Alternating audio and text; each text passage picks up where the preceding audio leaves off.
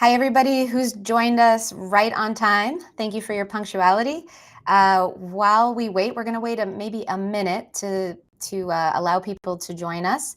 But welcome to the era of the FM Analyst. I'd like to kick things off today by maybe stating where you're dialing in from in the chat. So I'll go ahead and kick us off and say Boston, Mass.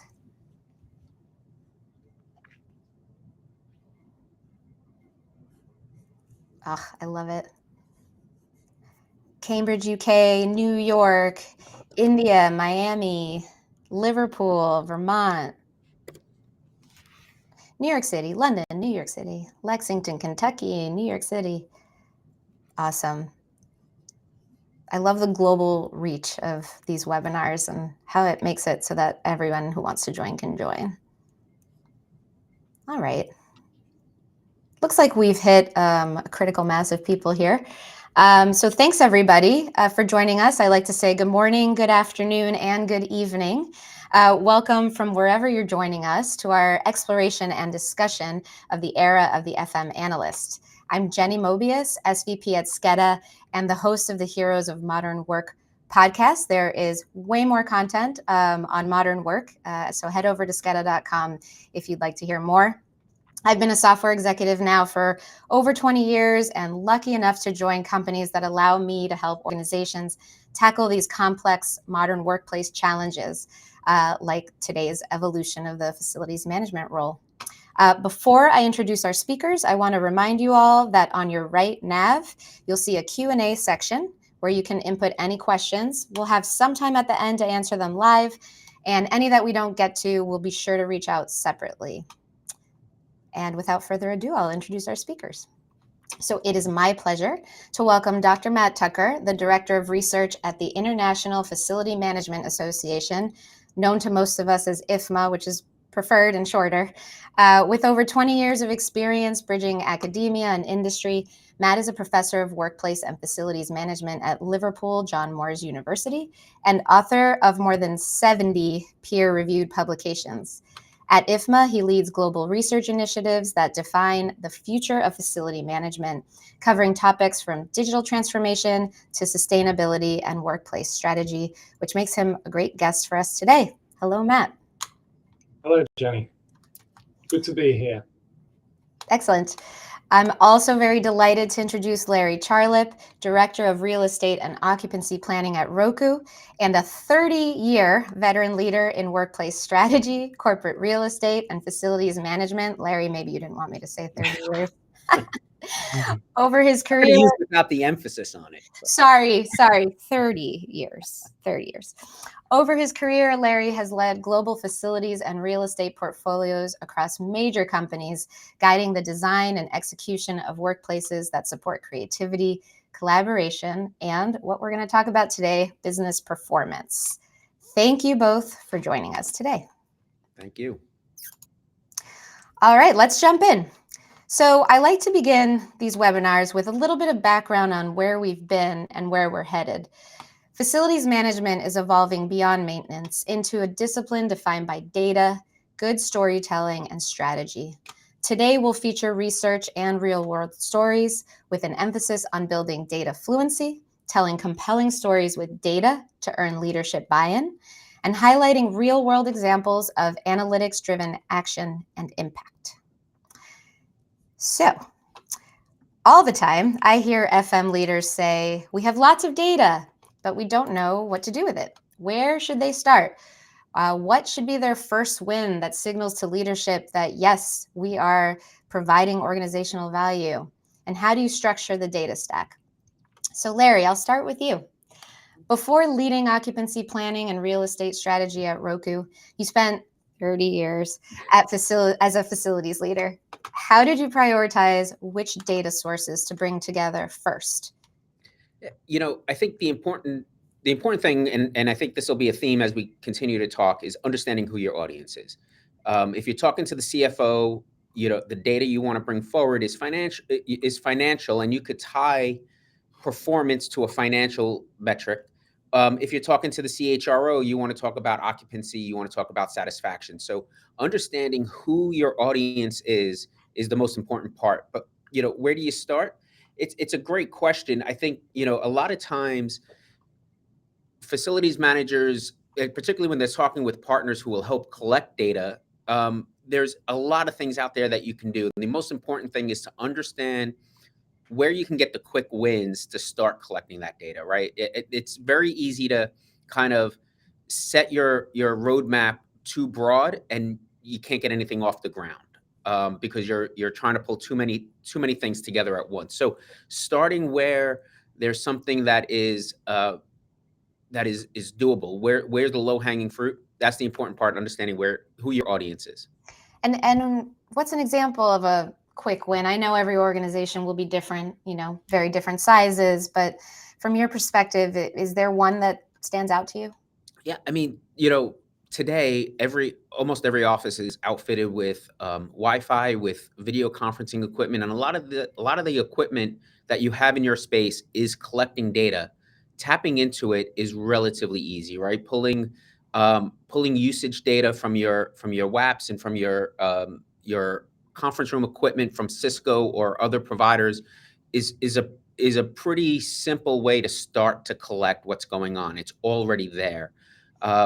Also, if you have really good financial partners on your finance team, understanding your cost, your allocations, and where they're going is another very easy win to start pulling that together. And you could start to join the two and understand what the cost is to the occupancy or versus the occupancy.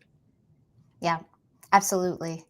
Matt, in your research at IFMA, you've talked about the evolution of FM from reactive operations to data-driven strategic roles, but you've also uncovered real limited training pathways for FMs. So, Larry's talking about all of this, taking the data and turning it into ROI, in front of the right audience. But what specific gaps are you seeing as the most common in FM organizations today? What's stopping them from doing this? Yeah, so we produced a research report at IFMA, which was published in July this year. So it's pretty new, it's pretty recent.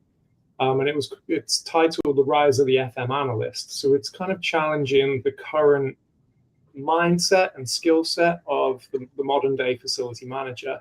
I'm really trying to understand how we live and work in this data-driven world that we're in.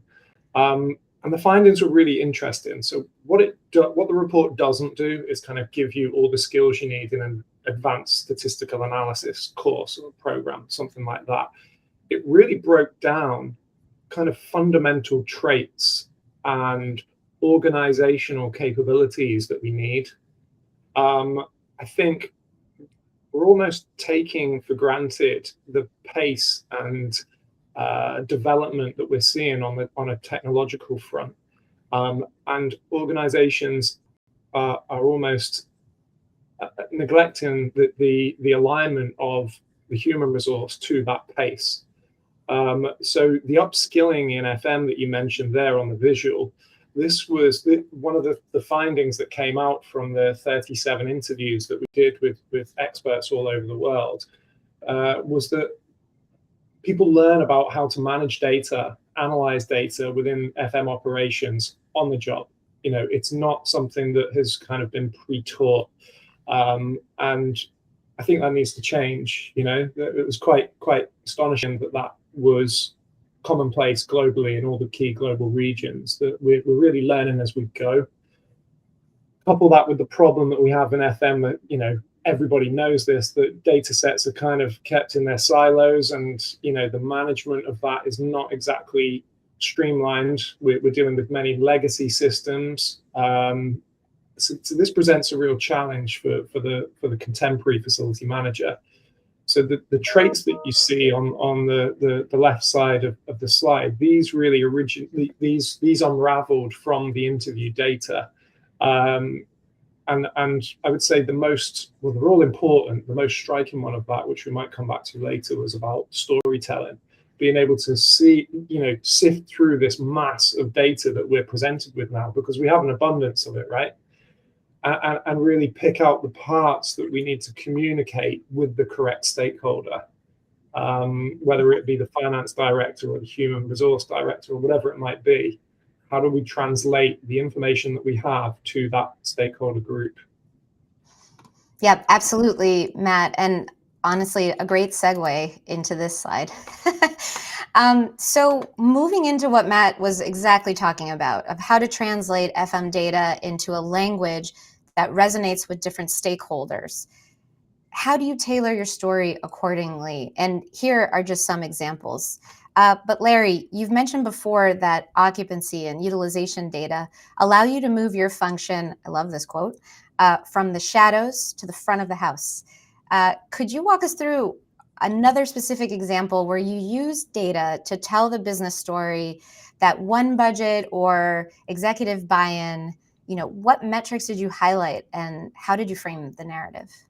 Yeah, here at Roku, we're kind of on our early journey as far as data is concerned. So we're having these conversations on a regular basis about, who are we telling the story to, and what is it that we need to tell? The idea that we used to make real estate and facilities decisions with having almost no data is mind-boggling to me, because in most companies, your real estate and your facilities and your operational costs are number 2 or number 3 on your cost docket. So whether it's people is number 1 always, and then real estate and marketing go back and forth. So the idea that you would make decisions without having data behind it is crazy. And we use this method when I was with Take Two.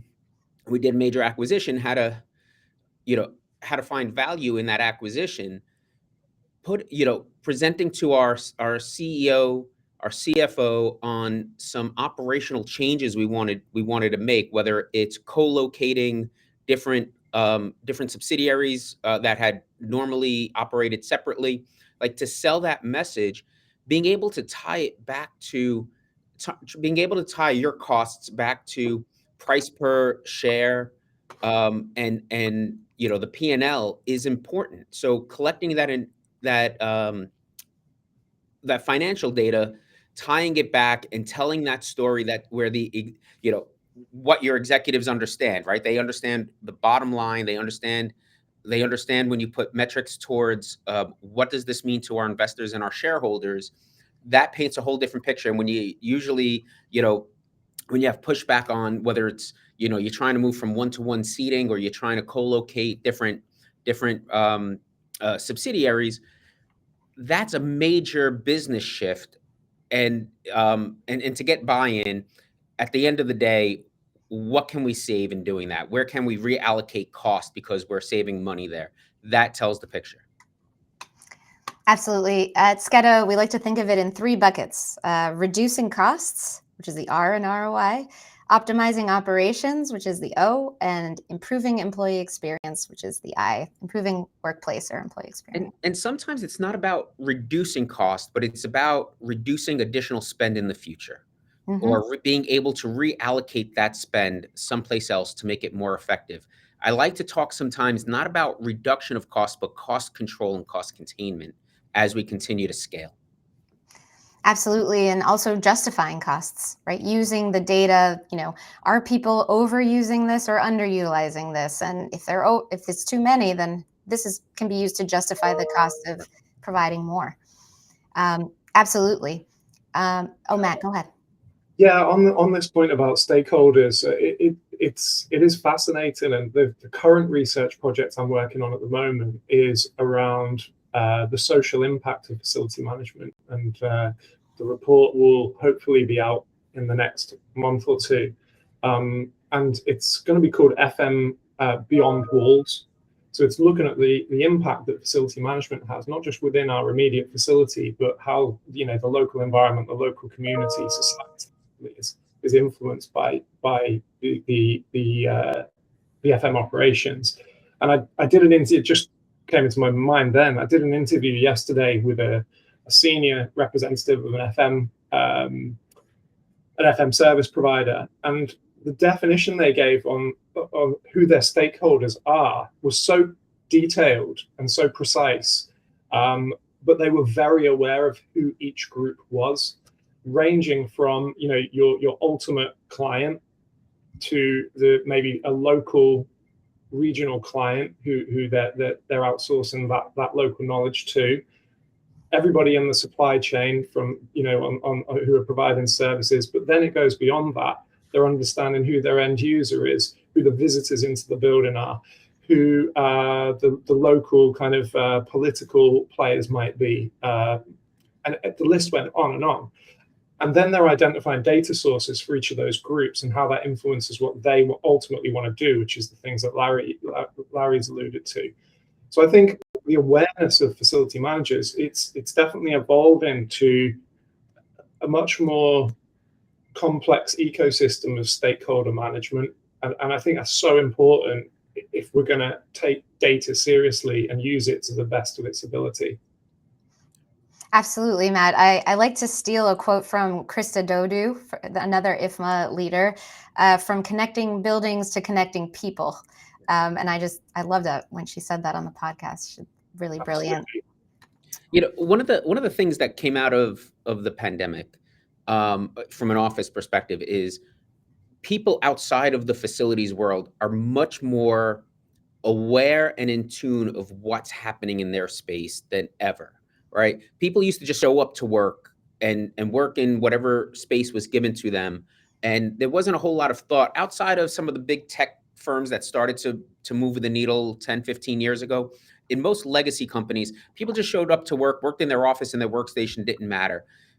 The pandemic brought things forward, right? When health agencies are talking about air quality in your office space and stuff like that, now that's top of mind. And that I, for one, some people looked at it and said, oh, now we have too many people in our business. I, for one, think it's a positive, right?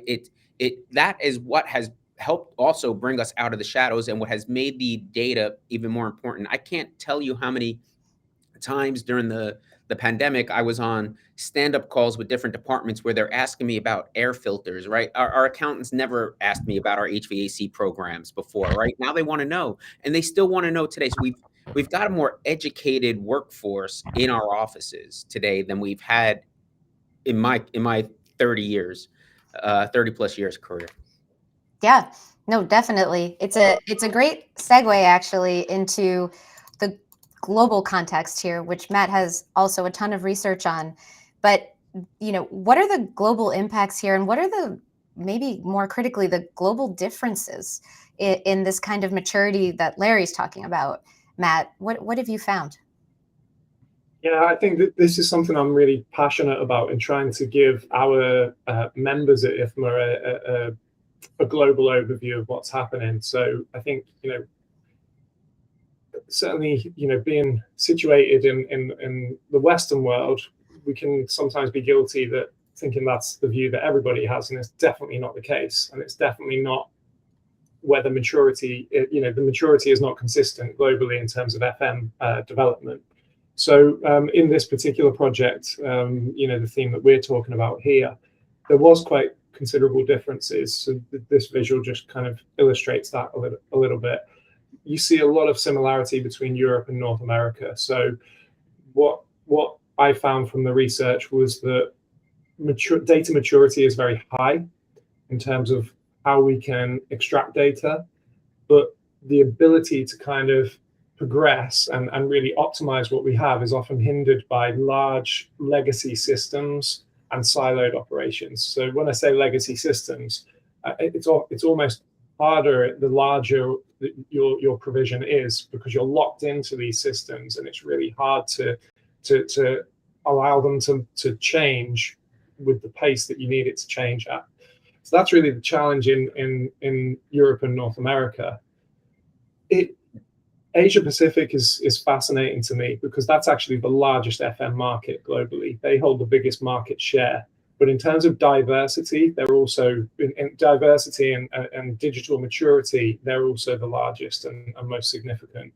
So what you see there is incredibly high tech facilities with the capability to manage, unbelievable amounts of data. But because FM's still not perceived in many APAC countries as a real sort of strategic value to the organization, it's still considered a lower operational role. You're not getting that human resource and status that it needs, and the job, the human capabilities needed to manage and live up to the expectation that these buildings need. And then you look at, and the Middle East is similar to that. It's the fastest growing region globally for FM.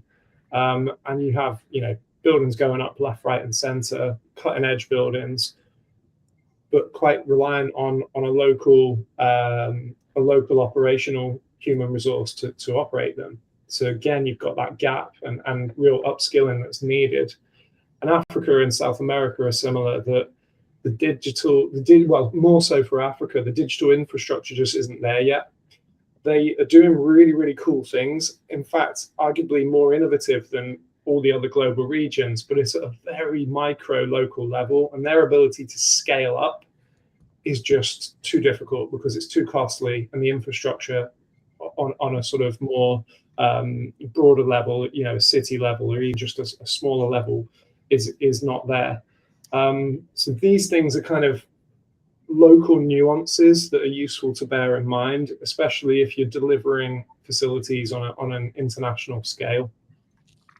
And if I could add real quick, I think there's two things that are important to be able to express to your stakeholders and your leadership. One is the idea of getting them to understand your real estate portfolio as an asset rather than a liability is key. Right. And to understand, and oftentimes that can be done by partnering with your HR team. So if you can tie it to attraction and retention of employees, or working with your marketing and sales teams and attach it to attraction and retention of clients, right? Your space as an asset, that's key. But, to Matt's point about the maturity, oftentimes, if you're in a smaller mid-sized organization and you're trying to sell the idea of making an investment in data or making an investment in systems to collect data, you'll often get pushback from, well, we're not at scale yet. Let's hold off until we're at scale. The problem with that mindset is that once you get to scale, you've got these legacy systems that are harder to import, harder to pull away from, because the amount of work and the amount of investment that goes into doing it at that point will be very disruptive. So if you can do it at that small and mid-size point and start the program, I call it the crawl, walk, run model, right? If you're doing it at scale, you have to run right away.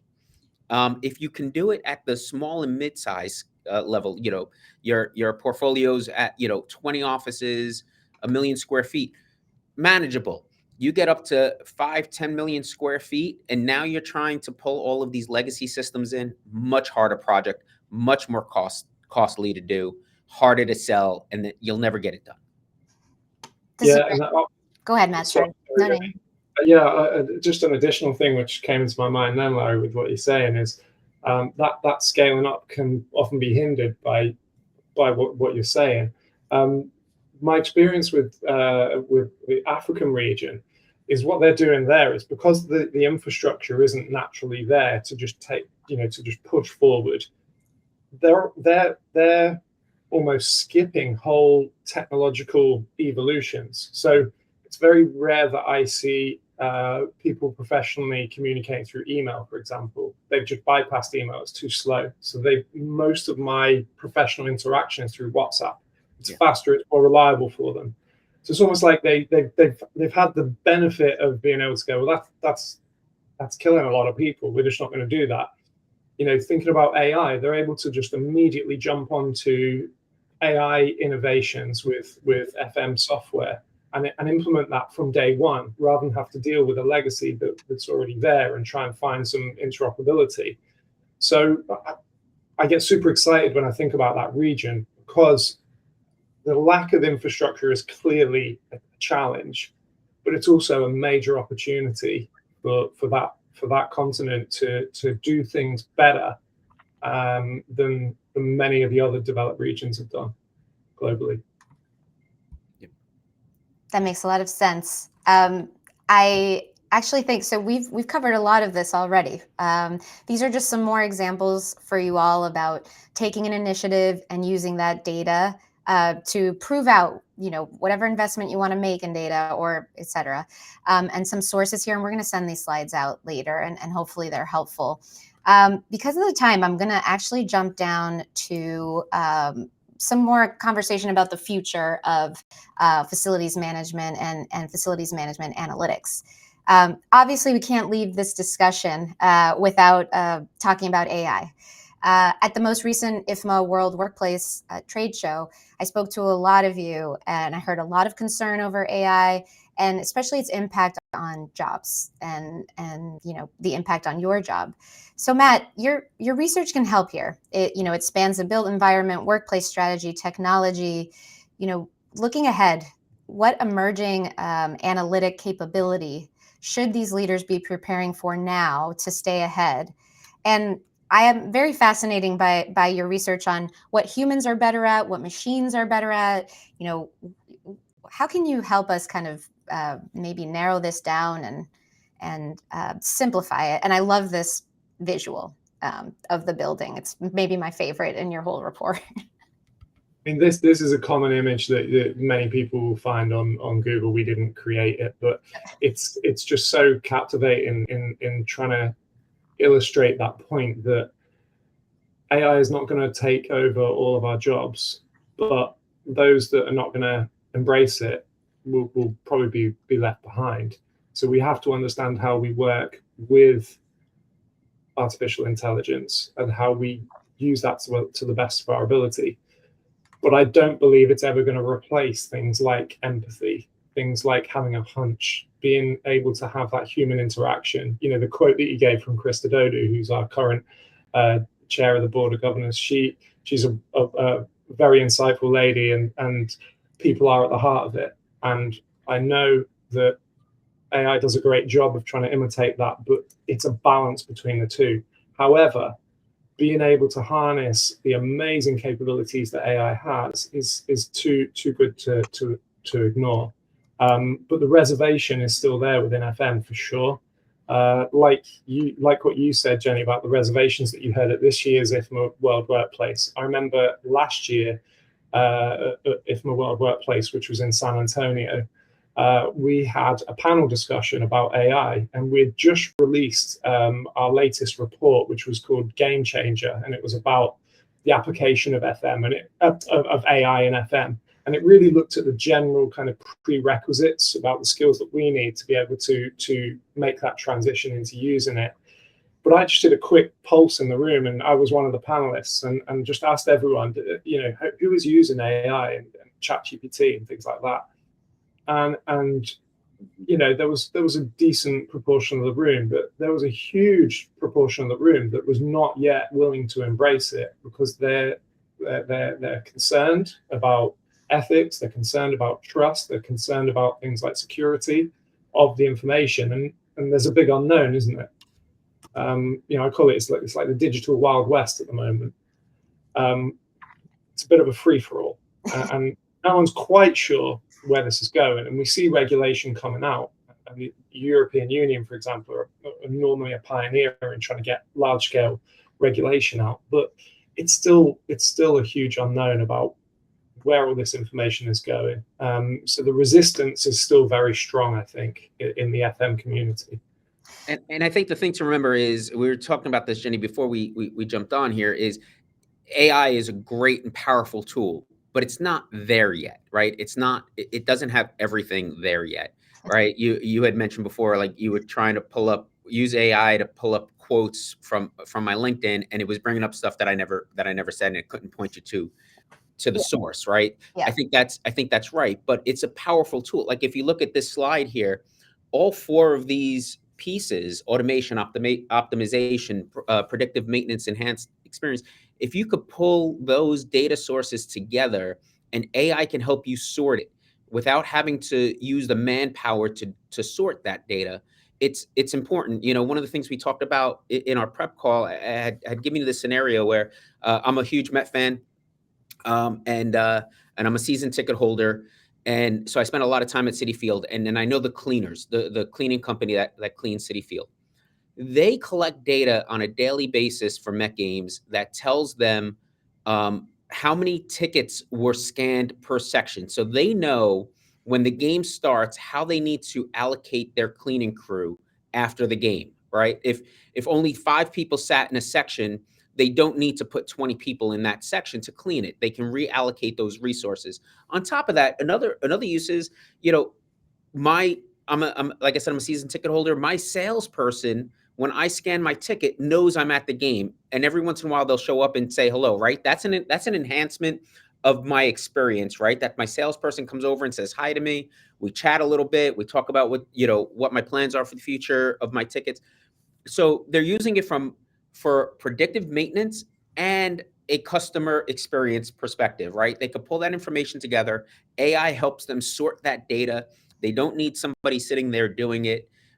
It happens a lot quicker, and it works for them. We can do that in our offices as well, right? If I know that it's time for maintenance on my HVAC, but I also, or if I know where I have people sitting on a daily basis, can I reallocate my cleaning crew? Can I enhance my maintenance of my HVAC system on certain floors? Can I turn it off on certain days and save some money?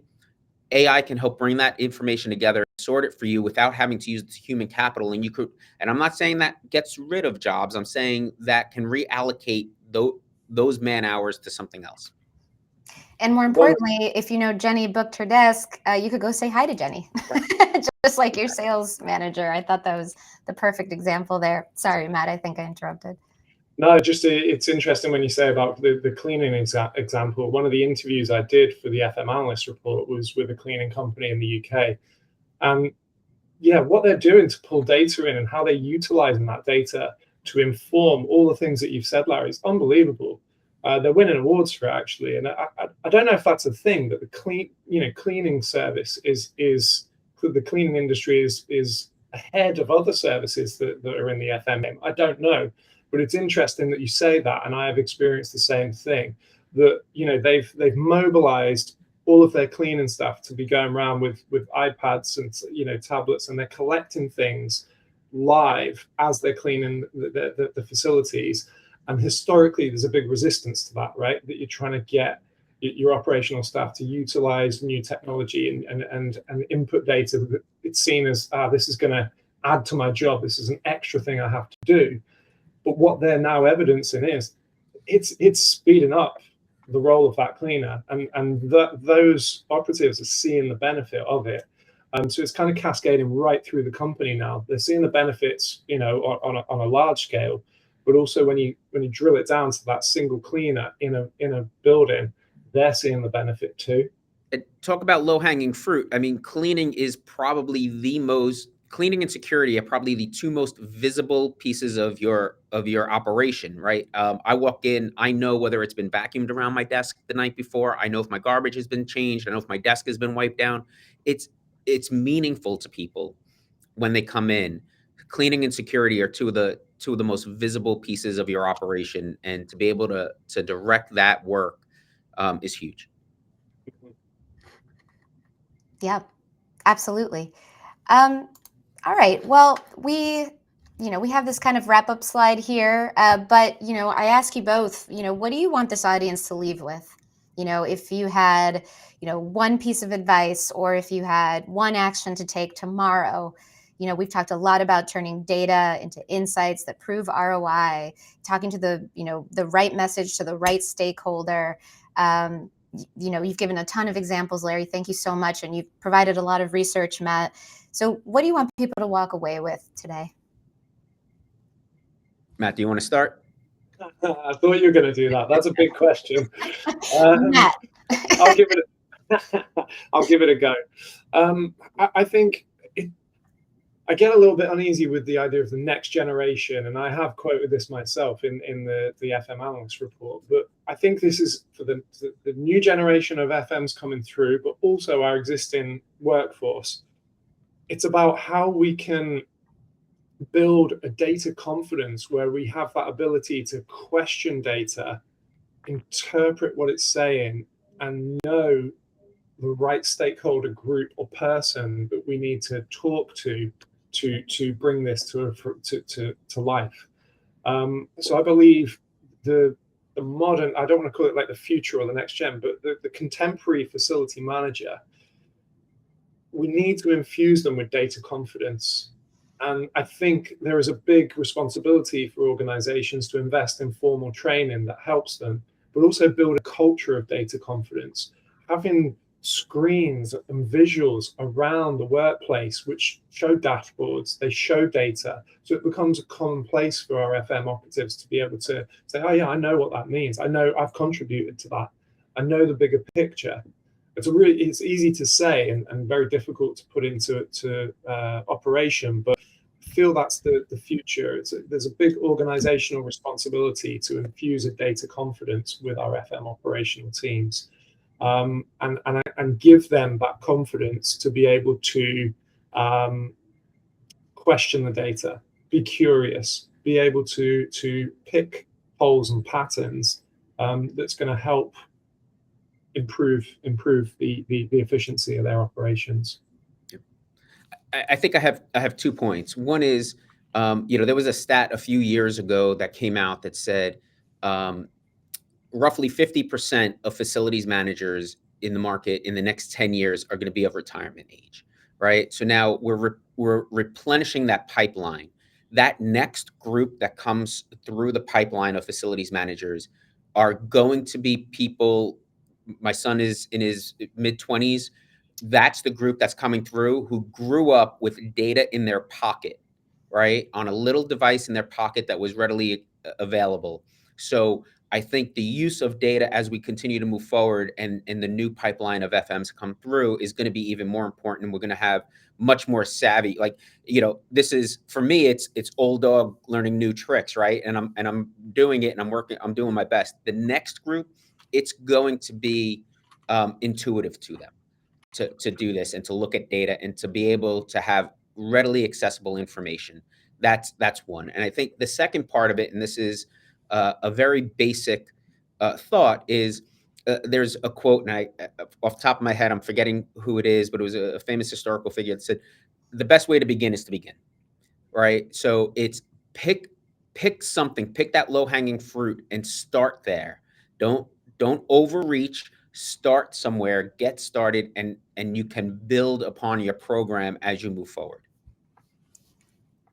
Thank you both. I think that's very good pieces of advice. And I think mine is, AI won't replace your job, but somebody who knows how to use it will. And that's what I tell most of my team every day. Let's figure out how to use it, and that will definitely make sure that you will be needed and valued for years to come. Yeah. So I'm not seeing any questions, so hopefully people will reach out later.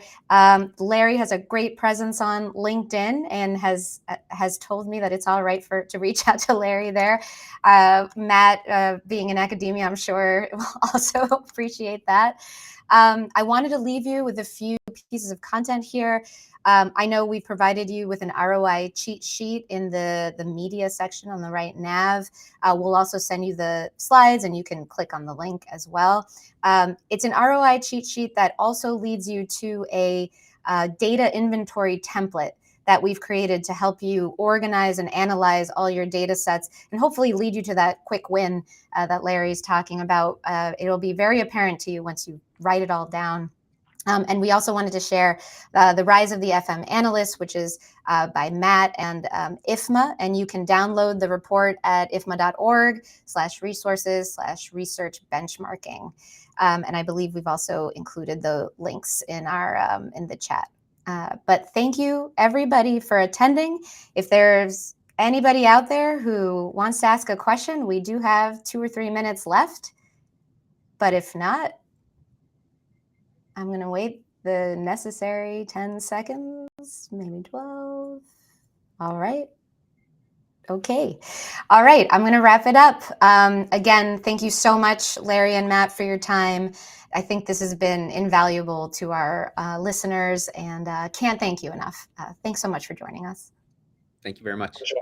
Thank you very much. Thank you to everybody who joined.